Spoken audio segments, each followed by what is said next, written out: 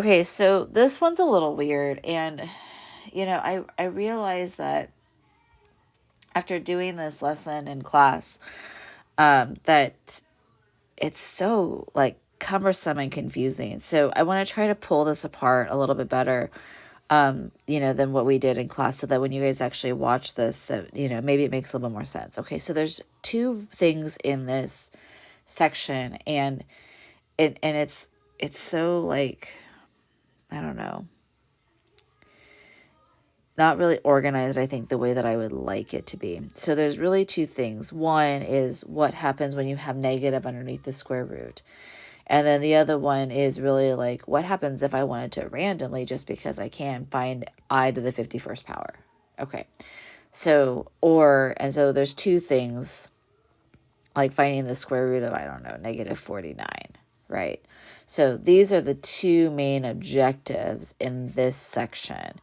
And so it's just kind of an oddball section. So bear with me. We'll take this in pieces. Okay. So the first thing, and it's weird because it's like all of this stuff is like at the very beginning, and then, like what you use for what like matters, right? So, okay. So we define anything where I have the square root of -1, okay, as a non-real number, so an imaginary number. Some people were asking about, like, is it a fake number? It's an imaginary number. And when I take square roots, like, of negative numbers, the only reason why we introduce them is because ultimately what we want to do is we want to figure out where graphs cross the x-axis or where graphs cross the y-axis. So eventually we're building up to characteristics of a graph, and so we pull it apart in pieces.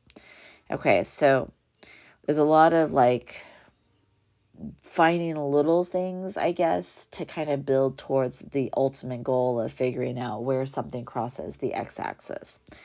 So for now, all I need you to know is the square root of -1 is equal to I. So anytime you get negative underneath the square root, you take the negative out and you make it I.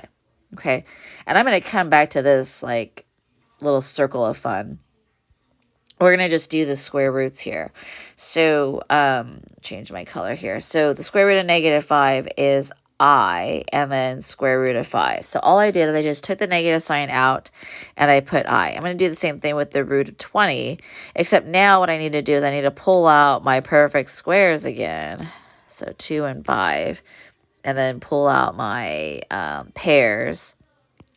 So then I get I root 4 and root 5. The square root of 4 is 2. So this is 2I root 5. And you're going to treat I like a variable. So it's like x.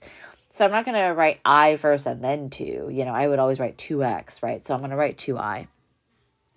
And then essentially this is your answer here. Okay, square root of 100, we know we're going to make the I first, and then the square root of 100 is 10, so this is just 10I.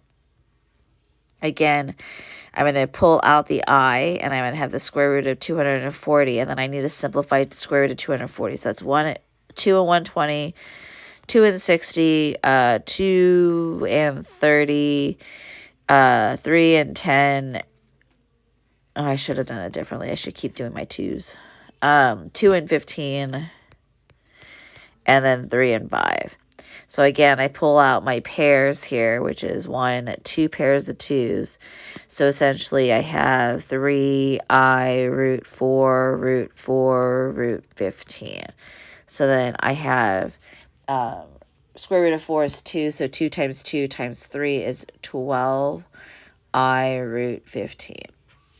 Okay, now this last example is the other like random thing that we're putting into this particular section, and that is like, how do I find I to the 51 power, right? And so we do this a little weird, so just bear with me.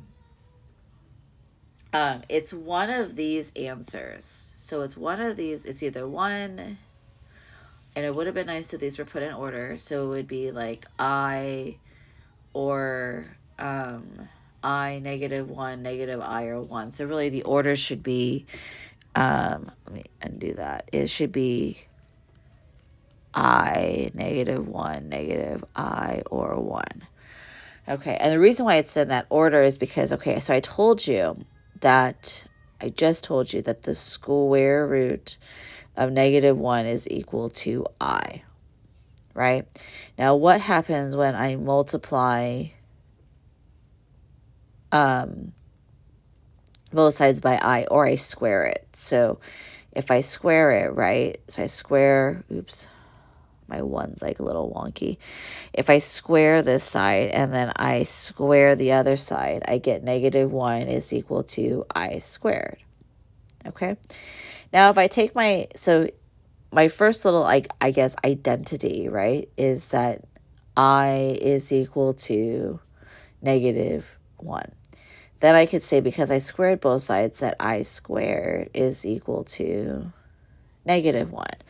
Now, what happens if I take my -1 and I multiply both sides by I, right? So that would give me -I is equal to, rules of exponents tell me to add, so -I is equal to I cubed. Here's another thing that we need to know.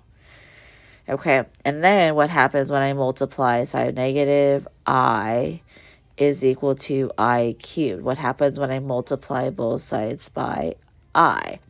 I get -I squared is equal to I to the 4th. Well, I told you, there's a lot of I's. I told you that I squared, or we figured out that I squared was equal to -1, right?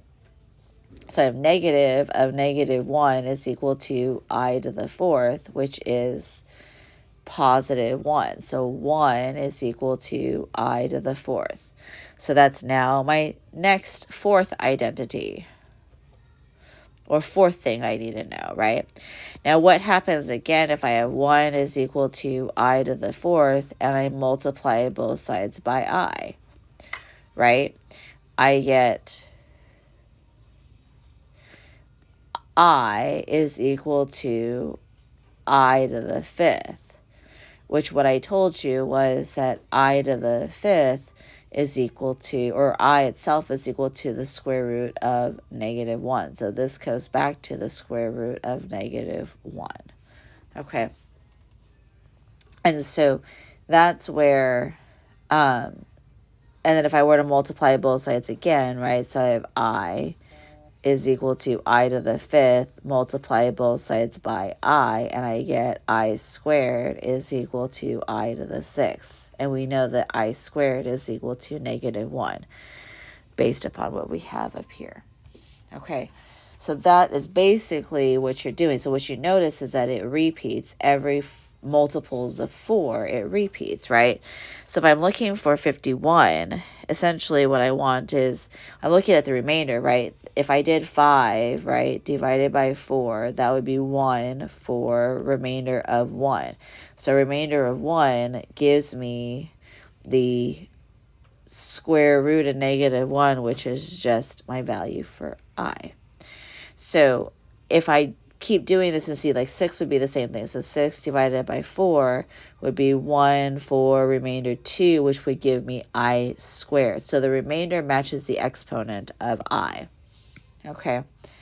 So now if I do 51, what I'm going to do is I'm going to find the remainder. So 51 divided by 4, 1, 4, 1, 1.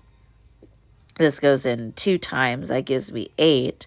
So that gives me 3. So what is I cubed equal to? I cubed is equal to -I. So I to the 51 is -I. Okay.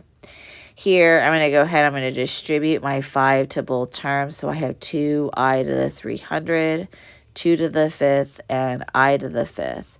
So I get 2 to the 6th, because I add my exponents together, I to the 305. So 2 to the 6th is 8 times 8, which is 64.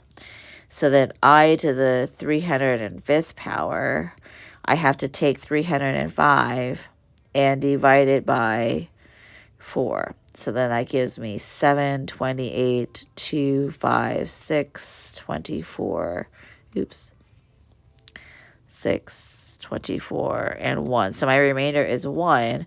So this is 64I is what it reduces to. Okay. And that is it for this section.